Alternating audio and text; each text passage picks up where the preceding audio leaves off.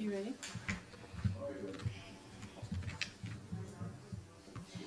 Good afternoon. I'm Priska Julian, Communications Specialist at the Electoral Office. Mr. Stowe, Chairman of the Electoral Commission, Ms. Anthea Joseph, Chief Elections Officer, and media colleagues, good afternoon and welcome to this press briefing. We are grateful that the press, that you are here, as we consider you an integral part and partners going into this undertaking. And as we get into this briefing, we're going to welcome Mr. Stowe.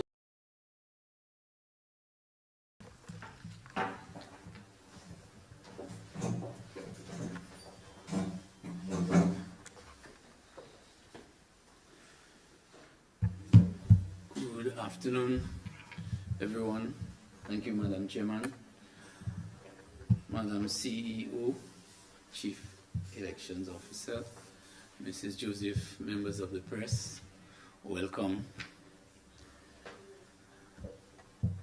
Of course, if any other member of our electoral office is there, welcome.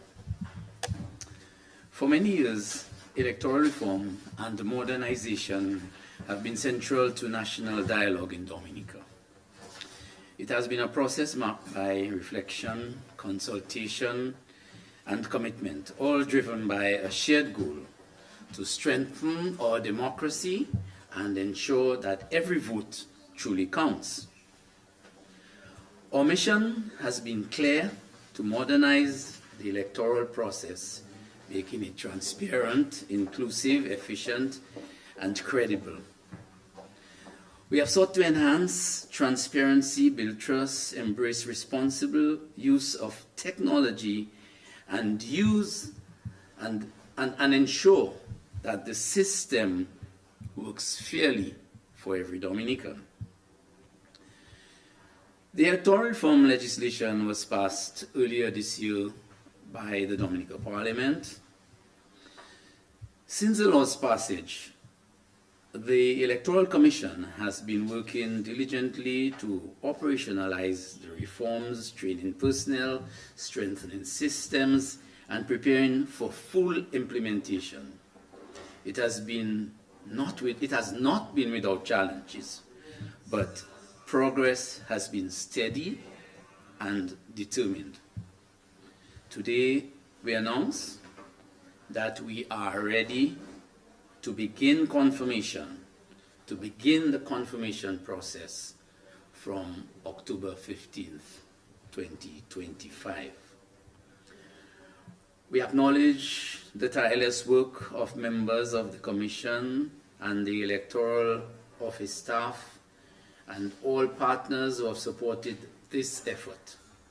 Their dedication reflects our collective belief that democracy must continually evolve to serve the people of Dominica. This reform is more than an administrative change. It is a renewal of trust between the people and the institutions that safeguard their voice.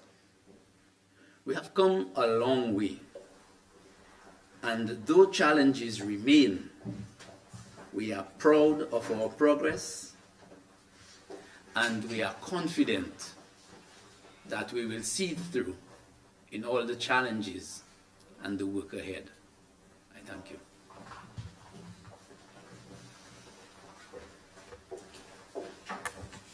Thank you, Mr. Chairman. And as we move along, we are going to invite the Chief Elections Officer, Ms. Anthea Joseph.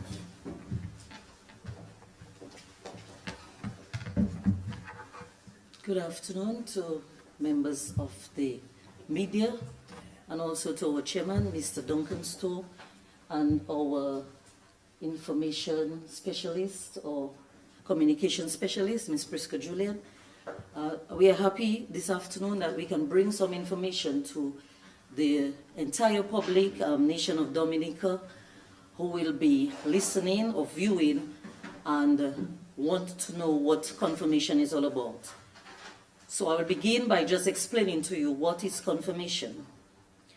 Confirmation is the process by which an elector whose name was on the voters list on May 2025 gets his or her name into the new voters list compiled in accordance with the new regulations of the Electors Act of 2025.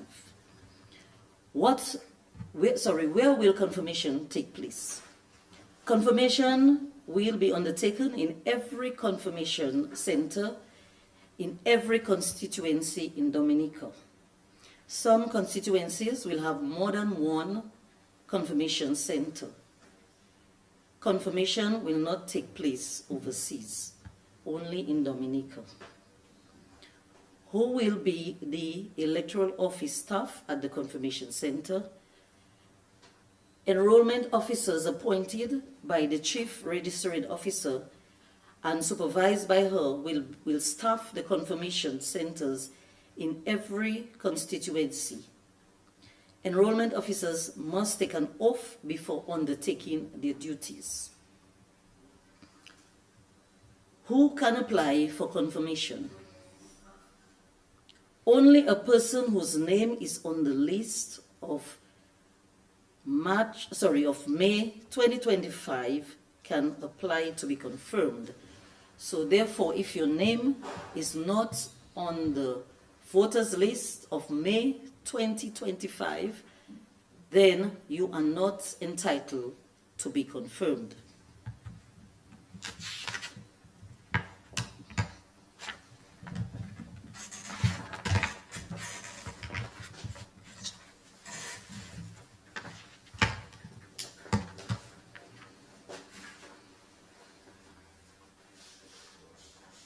Where can a person apply to be confirmed?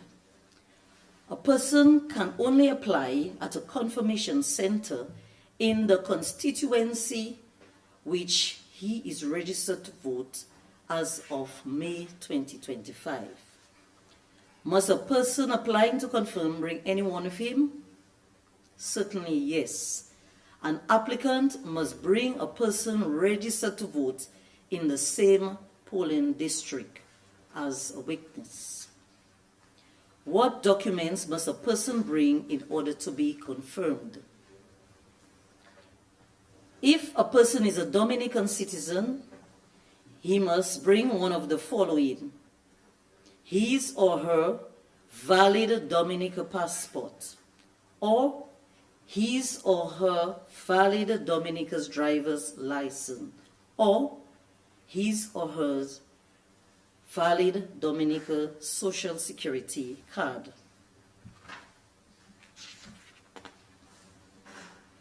If the person is a Commonwealth citizen, and we have 53 Commonwealth countries, for the media's sake, we can give you a copy of the Commonwealth countries, 53 of them.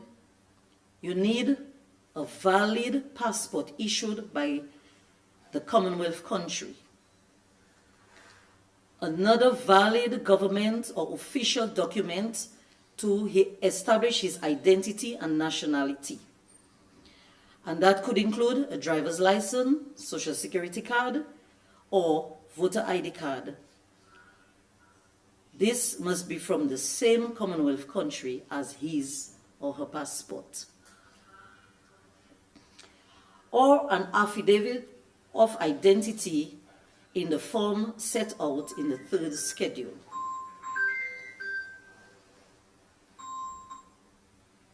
I want to take some time to just talk to us about the kinds of documents, because sometimes persons may want to bring copies of documents when coming to confirm. Where an applicant has an original document, this should be brought to the enrollment officer along with a copy. So in other words, you cannot just come with a copy of a document, but you must work with the original and a copy. Where the applicant only has a copy of the required document, then a certified copy must be submitted, certified by a justice of peace, a commissioner for oath, or notary public. What happens when a person presents himself for confirmation? That's very important. First step, check to see if his name is on the voters list for the constituency as of May 2025. If his name was not on the list, he cannot proceed. Second step, ensure that he has with him an elector registered in the same polling district as the applicant to be his witness. If not, he must be required to get one. Third step, check to ensure he has all required documents. If any is missing, he should be told to get them. Fourth step, if the applicant satisfies all the steps, he must complete and sign the application for confirmation, which is Form 31, in the presence of the enrollment officer and a voter registered in the same polling district as the applicant. Where possible, the applicant must fill in the form himself. However, the enrollment officer can assist the applicant to fill the form to ensure that it is done correctly, or in a case where the applicant cannot write or have difficulty writing, then the enrollment officer can assist in that case. If the applicant is unable to sign the application form, he must make a mark. Step number 5. The enrollment officer enters the information form that has been completed by the applicant onto the electronic database. The enrollment officer must then take a photograph of the face of the applicant. The enrollment officer must also scan all the relevant supporting documents and keep a hard copy of each. The applicant is then given the opportunity to check the information entered on the computer and if it is correct. And for that purpose, there are going to be 2 screens, one for the enrollment officer and one for the applicant. So the applicant can read the screen and check to see that the information is correct.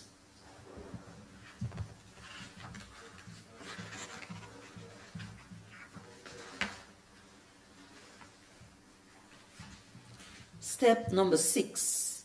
If everything is in order, the enrollment officer issues the applicant with a receipt in Form 32. This receipt acknowledges that the application has been duly made. If the applicant cannot be allowed, copies of the supporting document must still remain with the enrollment officer and a notice of interim non-confirmation issued to that person in the form of Form 34. If there is any discrepancy between the name or other information on the voters list and that the document presented, the enrollment officer is satisfied that this is nevertheless the same person, the confirmation can proceed. For example, we have some persons who may be registered on nicknames years ago, and that person walks in with their identification with the correct name. Once the enrollment officer can certify that this is the same person. And for that matter, we have provided a hotline which is being attended to at the office. And we have 2 senior staff who will be dealing with matters like that. So if somebody walks into the center and they are registered on a nickname and the enrollment officer is not sure, they can call the office and verify with the staff who have been dealing with that, with the voters list and voters for a very long time. If the enrollment officer, however, is not satisfied that this is the same person, the documents must retain and a notice of interim non-confirmation issued to the applicant. Okay? So if that person, if the enrollment officer cannot proceed with taking the application because you cannot certify that it is one and the same person, then an interim certificate is given to that person.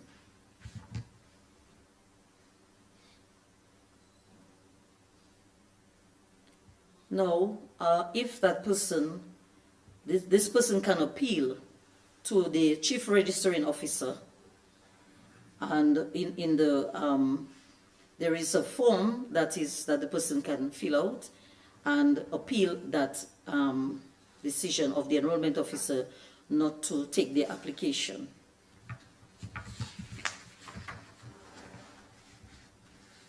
So here are some of the reasons why a voter or a person cannot be, for that matter, the enrollment officer can refuse to proceed with a person coming to confirm.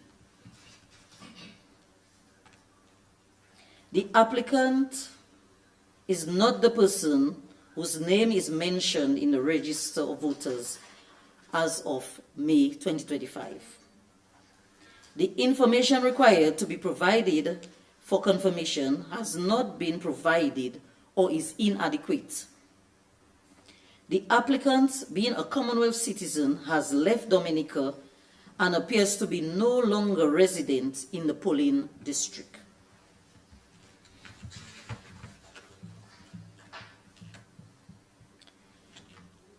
Let me note here too that the final decision on whether a person should be confirmed is that of the chief registering officer, not the enrollment officer. So that's what I want to present to you this afternoon. Thank you.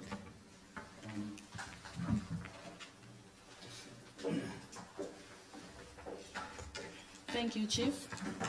With that wealth of information, and we are sure some of the members of the press have been waiting, we are going to open the floor to get some questions regarding the confirmation process. Chief, what you just read, I saw you have on your literature match, you said mid, and it is not in correction.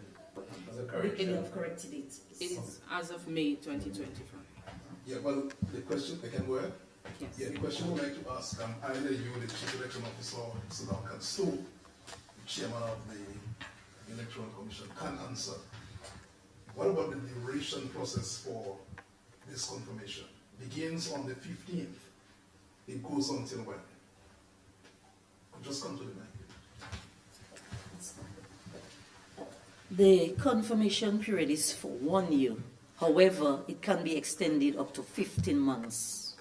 If at the end of 12 months the commission is not satisfied that the thing that there are more persons that can participate, or for whatever reason, the commission has a right to extend up to 15 months majority, maximum. And can you confirm only those who are confirmed can take part in an election? At the end of the process, every person confirmed will receive a voter ID card. And that is what will be used to vote. And these are the only people who can take part? These will be the only persons who will be able to participate in an election.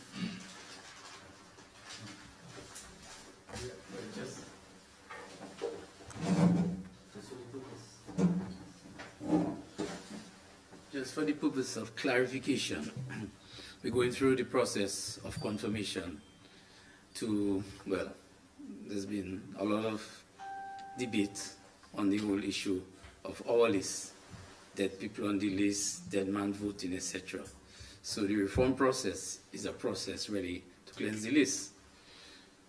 The reform process, the confirmation process is a process whereby that new list, you have the old list, and a new list is being formed where persons are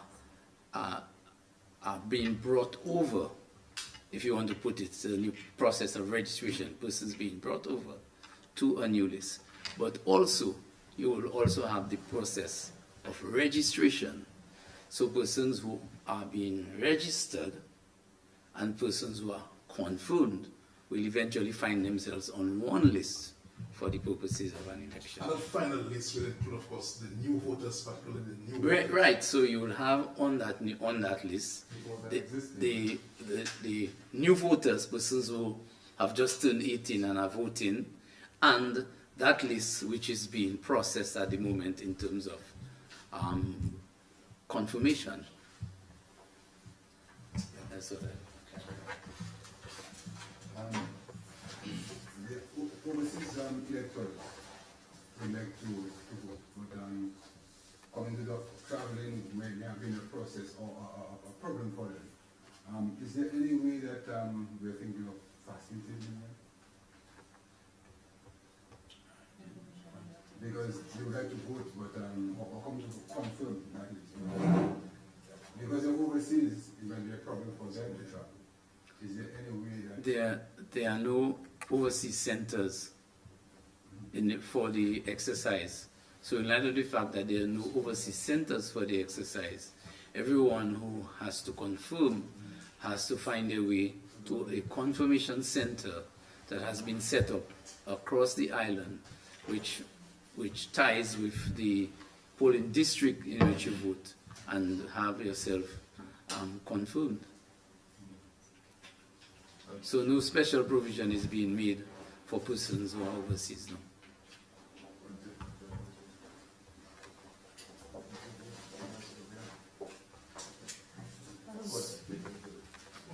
As we are on the centers, I wanted to just mention where the centers are located in every constituency for the information of the public. So we have the Cassibros constituency, we have the Soufriere Resource Center, we have Good Hope Resource Center, and the Cassibros Emergency Center. So we have 3 centers in the Cassibros constituency. Collio, there are going to be 2 centers in the Dubla Resource Center and the Collio Primary School. Cottage, we also have 2 centers, House of McLean Debo, that is on the main road in Lago, and the Cottage Village Council. In Granby, we have Granby Youth Center and Montine, building at Montine. Now, signs are going to be posted on every center, which will be written Confirmation Center, so persons can find it easily. La Plaine, we have the La Plaine Training Center, or the Agricultural Station, and also the Daly's Primary School. Maho constituency, we have the Kenfield Urban Council, we have the Maho Village Council, and we have House of Celia King on the main road in Massac, just opposite the cemetery. There's a new building there, Cream Building, right there in the bottom floor. In Marigot, we have 2 locations, the Marigot Public Library and the Marigot Village Council.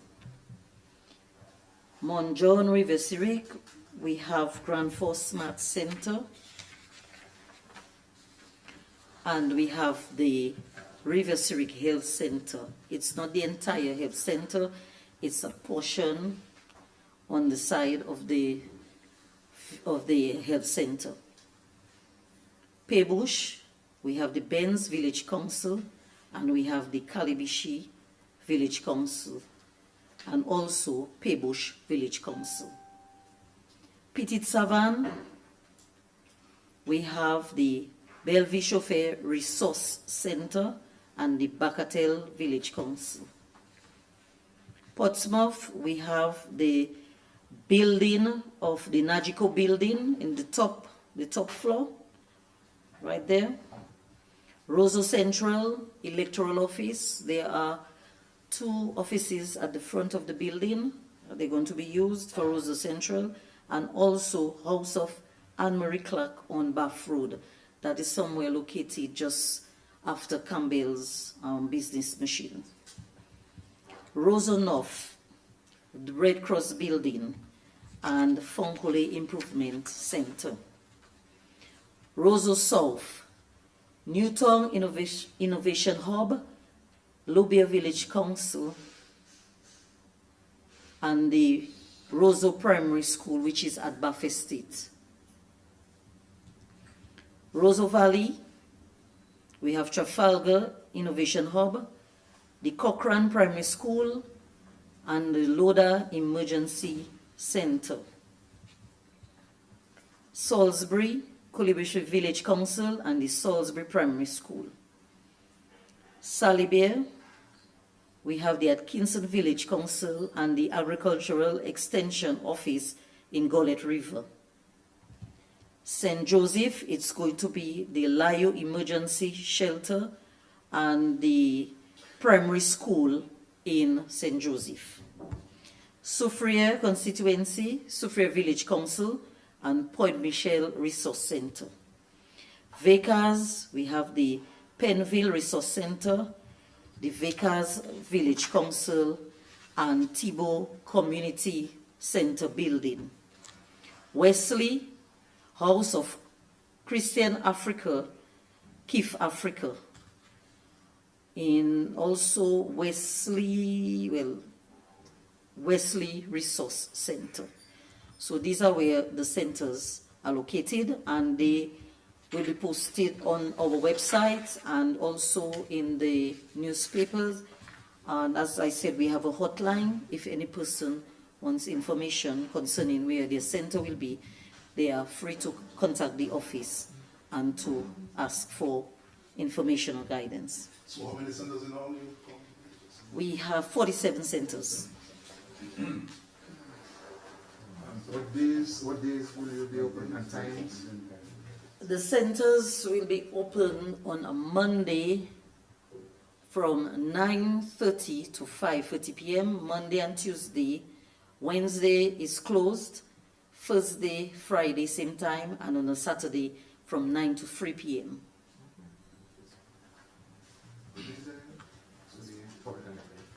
However, our start date, the 15th, falls on a Wednesday.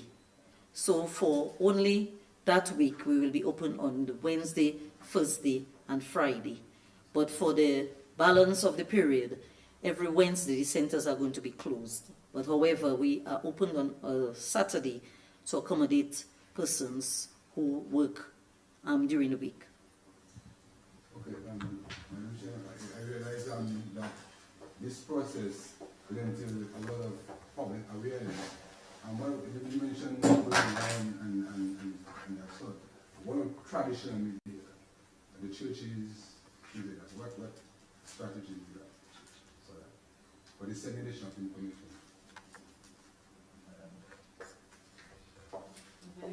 Disseminating the information. We plan on trying to reach everybody, whether on island or overseas. So we'll be using the website of the Electoral Office as well as our social media platforms. And of course, we will be engaging you as often as possible. This will not be our last press briefing. So we will be calling on you because, like I said, you are partners to ensure that everybody knows what is going on, what the updates are, where they can get any information regarding confirmation and anything coming from the Electoral Office. And so those are the mediums. And like Ms. Joseph said, we do have a hotline established where we have senior members on staff who are available to answer questions or any concerns the public may have. My first question. My question is regards to persons who are challenged or disabled. are any provisions for persons physically challenged, disabled, for, in the process? We have on island 5 mobile kits, and these kits are to be used at the homes of those who are physically challenged, disabled persons. So we're asking persons, if you have anybody who is challenged, physically challenged, that you can go to your center in your constituency and inform them of persons, and they will go to the homes with mobile kits to conduct the process. Yeah, I have another question. Because this might be afraid of asking about fraud and stuff, but some of the public members might still feel that, still feel like there might be some fraud in the process. How can you talk to the public in terms of the fraud? What is it that the Commission going to do in that regard when these questions start to come up? Well, it depends on the area of fraud that you're referring to. We recognize that there's been a number of issues as it relates to allegation of fraud.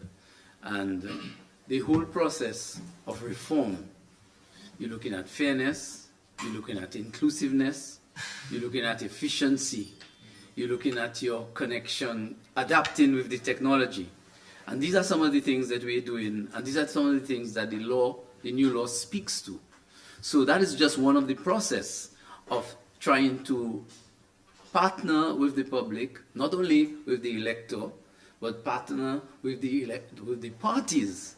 Because at the end of the day, when you're talking about fairness and you're talking about the elimination of fraud, you have to think of the elector and you have to think of the political parties. So the law itself, these are some of the things that the law, the very exercise that we're conducting, is part of the process of eliminating fraud. Because at the end of the day, what you want to know is that you have a list that you are publishing that has been sanitized through the process as being provided by the law, using the technology, which is because there are going to be a number of computers. When persons go to register or to confirm now, it's a digital process to input the information. And when the information is inputted, the data is sent to a back end where we at the Electoral Office, Madam CEO, is responsible for the safeguard and the safekeeping of. So these are all part of the process of reform. When you talk about electoral reform, you talk about modernization. We recognize, and if you go and you read the law, you'll see that there are a number of sections in the law, and the regulations also make provisions for safeguarding the whole issue of fraud. Mr. Stowe, yeah, can I ask another question, please? Yeah, the Constitution of Dominica gives the Prime Minister the power to call an election anytime. So the Prime Minister could well call an election during the confirmation process, as you said, Yes. goes for another year and 3 months. How could a situation like that affect the confirmation process? He calls the election while the confirmation process is on. How could that affect the work that you do to complete the confirmation process? Well, if the election is called, then we have to change gears. How? Well, an election is called. What would be required now of the staff at the Electoral Office is to prepare for an election if the Prime Minister so chooses, and he does have the power so to do. But that would certainly affect the confirmation process. Well, things would have to change in terms of the delegation of staff and what it is staff would be responsible for. Things would definitely have to Have change. you all as a commission considered that option, that could well happen? Well, that is something that has come up, and it is something that, of course, that if at all we face with a situation like that, we'll have to deal with it. Another question, I could ask another question. It's about a situation I've heard about over the last few weeks, and that has to do with CARICOM nationals entering Dominica. As of October 1, 2025, the free movement of CARICOM nationals began. Dominica and 3 other countries are taking part in the in the free movement of CARICOM nationals. How could the Barbadian enter in Dominica from October 1st under the free movement? How could that person be confirmed in Dominica? And some people are saying the process is a political one. It was done to facilitate some governments who are part of the free movement. Well, the law is very clear as it relates to Commonwealth citizen. So a Barbadian coming into Dominica and living in Dominica and he would have to satisfy the law in order to get on the voters list. He would have to be there at least 12 months prior, continuously living and residing in Dominica in order to get on the voters list. So it is just not possible for a Bajan to come into Dominica and within a month get on the voters list. It's not possible. So could you say categorically that you don't think that this is a political move? The fact that the free movement is going on just at the time when we are about to begin confirmation? Well, the governments have been talking about free movement of people for many years. So my take on it, it just so happens, it coincides with our process of reform. But I don't believe that the decision or the decision to allow the free movement of people to put the full free movement of people into effect, I don't think that is a deliberate thing to coincide with the process of confirmation in Dominica. I don't think so, because free movement has been spoken about for many years in the region.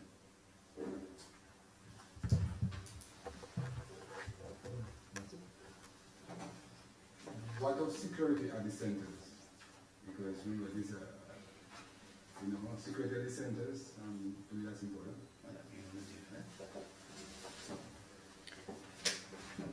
As we speak, all over the island, at every center we have installed security cameras, which we will have a view online that we can monitor what takes place. For some of the centers, we have also requested the assistance of the police officers throughout the day while confirmation is taking place.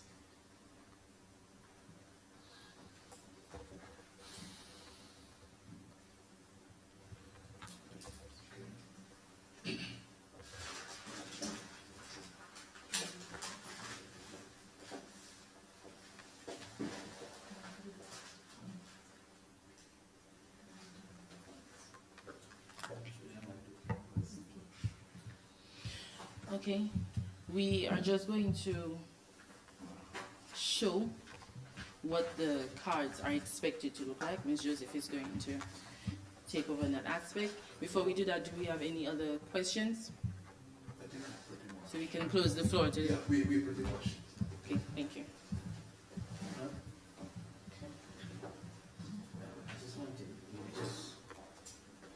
Off the record, Curtis had asked a question, and he said he would have asked today, but I just wanted to give you your answer because you had spoken about it just before I came in. The issue of the ID cards, and that has been a sore point throughout the process.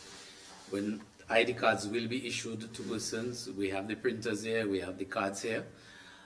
In addition to that, persons can either come and pick up their cards when the cards are ready, or with an authorized note, they can send someone to collect their cards for them.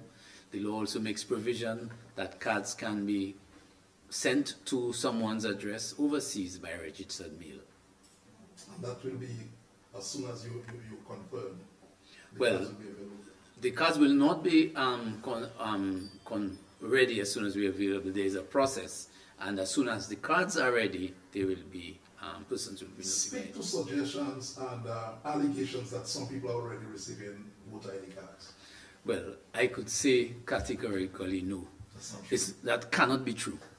Because of what is involved, it cannot be true. That's definitely not true. So, young man telling me that he has his card, that cannot be true. No. Because you have to go to... The equipment is now being commissioned. So how would you have gotten your cards if the equipment are now being commissioned? And you would have had to go through a process. Your information would have had to be loaded into a computer. The information would have had to be sent to the head office. The information would have had to be verified by the verifiers, the team of persons who are responsible for verifying. Then and only then the cards will be printed. How is that possible? Unless you're talking about a voter card from another country. Possibly, yes.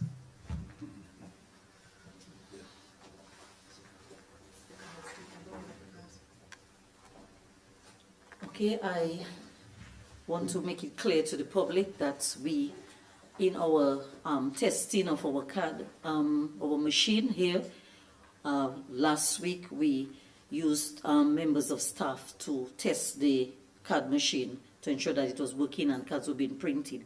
So this is what it will look like, and I want to let you know that this person has not been confirmed, so it is not a confirmation that has started in the office.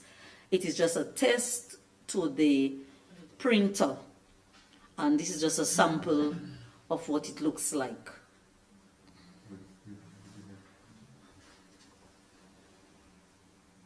And this was tested on a member of staff.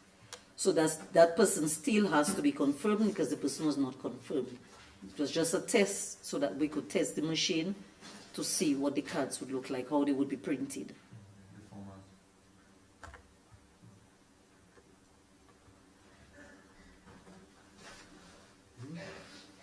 And I want to add to that from the palette of cards that we received, we actually counted how many cards were tested.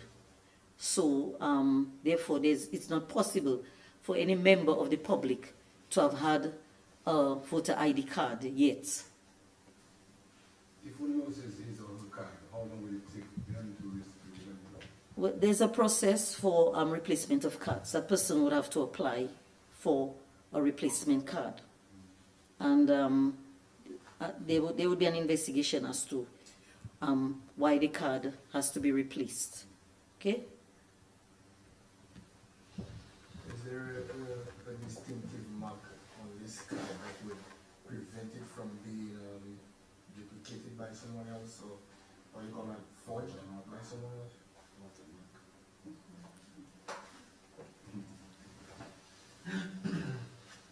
Well, it's always said that anything a man does, some other man can try to beat it and might be successful at that. But one of the features is a watermark, the watermark of the coat of arms, and there will be a signature on it, the signature of of course, the applicant and the signature of the CEO. But we have some security features that we would keep to ourselves for the time being. Can these cards be used for traveling and CARICOM in the overseas countries? Well, I am not sure. I guess the various departments of the various departments responsible for travel, I guess that would have to be something taken at the heads of government or maybe the OECS heads to make a determination on that, whether that's one of the cards that they will accept. I'm not sure. Yeah. But the immigration departments, I'm sure, is something they might consider. It's an ID issued by a credible. It is a national ID. So maybe they might accept it. I don't know. Mr. Stowe, final question. About the people at the various centers, you call them what, enrollment officers? Enrollment officers and assistant enrollment officers. How many of them have you contracted for the 1 and the 1 year, I think 3 months duration? So far, we have contracted 105 enrollment officers to be spread around the island at the confirmation centers. 105. Okay.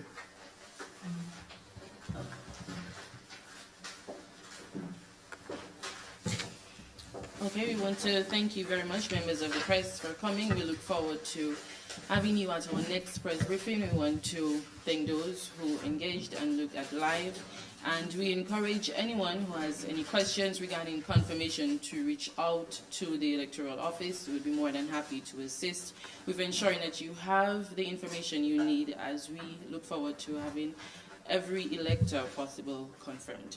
Thank you.